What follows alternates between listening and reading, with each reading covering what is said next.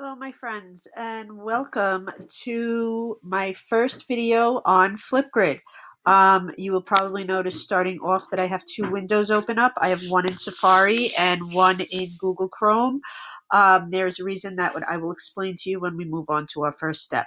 But this is the very first video that introduces Flipgrid.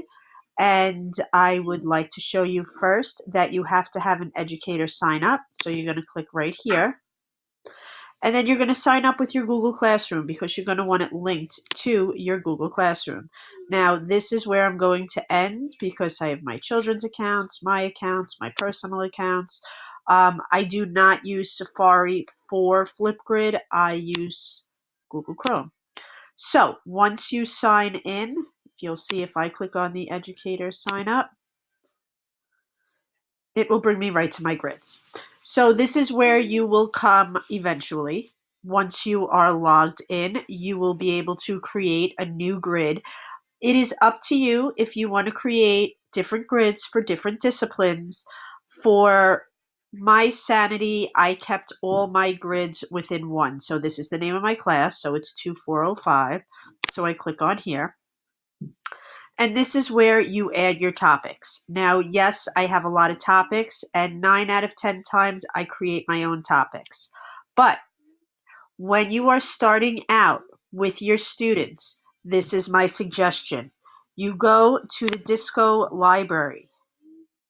And this is where it has all the pre-made grids that have ever been made, that have been approved. If they're not up to par, they're not going to be approved. So you're going to want to pick your audience. So we're going to say elementary school, since this is geared towards elementary school. Subjects, I'm just going to leave that one blank. And then here I'm going to type getting to know you. And let's see what we got. Okay, so we have a bunch of different grids that have popped up. Now, I like to look over here. It's almost like shopping on Amazon. When you go onto Amazon, you always check to see how many stars and how many ratings it has. So I usually come over here to see which are the most popular ones. So this is about your teacher. So although that is popular, it's not really what I'm looking for. So I'm going to go up to this one right up here that says getting to know you. Hi, I am Mary Bloodworth. I am your fourth grade math and science teacher this year. So that one starts off with a teacher that introduces herself. I am going to say no, I don't want to use her grid. Let's look at this one. This is more our style. Okay, so here is a flip grid that is very, very generic. And what you would do is you would hit select a grid, and then you would put it into your grid and hit add. Once you do that, this tops up. It's all the essentials that you need to know and all the information that you want to tell your students. So if you want to change something, tell me about you, food, your favorite color, pets, books, family, movie, activities. You can even type what you've been up to. And those are the instructions that your students are going to have. This is very important. It's video moderation. Now, if moderated, videos will be hidden from students until you activate. This is a personal preference. If you trust your students, you will leave it the way it is. But if you have some students in your class that you feel may post some inappropriate things or say some inappropriate things, and we all know that we have children on our class that do that, we're going to click this button right here, and that is going to mean that it is now moderated.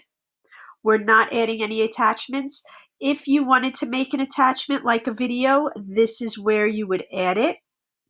Right here, you can add your video. And then we go to update topic. Now we have it, but we're not ready yet. This share button right here, you can click right here and it shares it directly into Google Classroom. Or you can copy like this and paste it directly into the lesson that you are looking to do. So that is an introduction on setting up your first grid. And again, I suggest using one that is pre-made just so you get the hang of it, just so you get the feel of it. You see what's important, what's not. This is how I started. And once they have responses, you'll see them down here. If you have any questions, feel free to reach out to me. Again, Carrie Ben Jacob, you know where to find me. Talk to you soon.